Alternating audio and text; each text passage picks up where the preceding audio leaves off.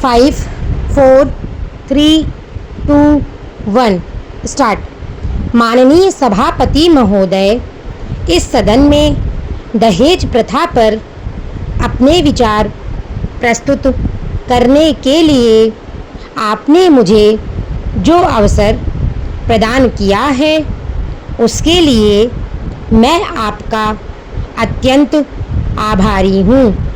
इसके लिए मैं आपको हृदय से धन्यवाद देता हूँ। इस सदन में कई सदस्य ऐसे प्रांतों से आए हैं जहाँ इस समस्या का प्रश्न पिछले कई वर्षों से उठ रहा है।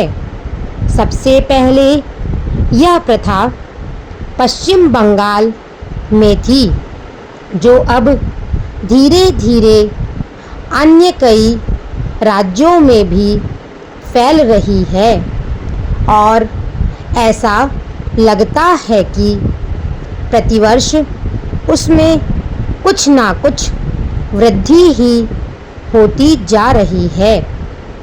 पहले लोग जितना दहेज देते थे, अब उससे कहीं ज़्यादा दहेज दिया जा रहा है।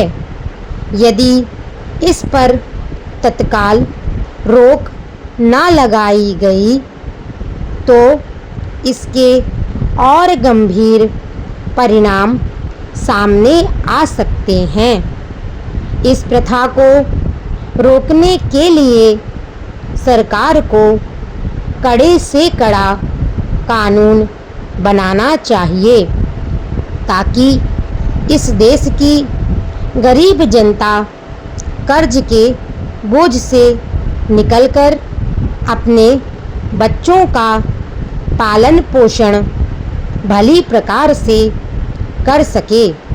सरकार ने अभी तक इस समस्या के समाधान के लिए जो भी कानून बनाए हैं, वे इस पर नियंत्रण पाने में सफल नहीं हुए हैं तथा उनसे अब किसी तरह के सुधार की कोई अपेक्षा भी नहीं की जा सकती है।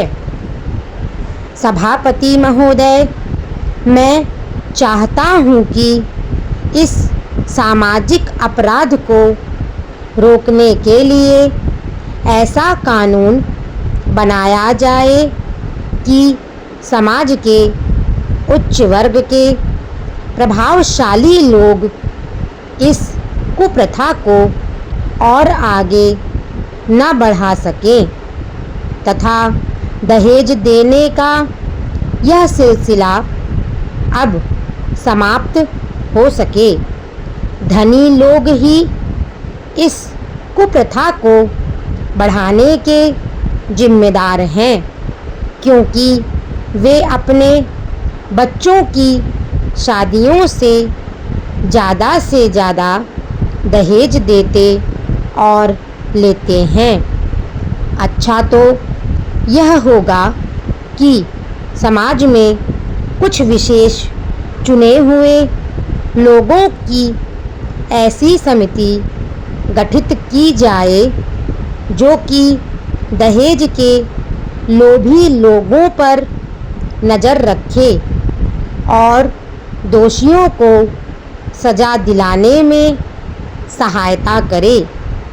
महोदय, ऐसे बहुत से मामले मेरी जानकारी में हैं जिन पर पुलिस द्वारा कभी कोई कार्रवाई नहीं की गई है और इन मामलों में जो दोषी लोग हैं वे बिना किसी डर के स्वतंत्र रूप से घूम रहे हैं।